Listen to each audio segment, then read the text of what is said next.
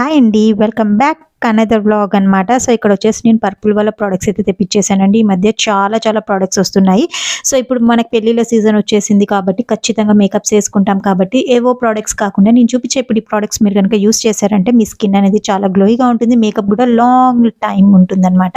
So, అందుకోసం నేను ఏమేమి తెప్పించానో ఒక్కొక్కటి అయితే చెప్పేస్తాను. పేర్లు అటు ఇటు అయితే మాత్రం భయపడకండి. సో, ఇక్కడ వచ్చేసి ఫస్ట్ నేను ఫేసెస్ కింద వాళ్ళది కాంపాక్ట్ అయితే తెప్పించేసాను. ఇది చాలా బాగుంటుంది.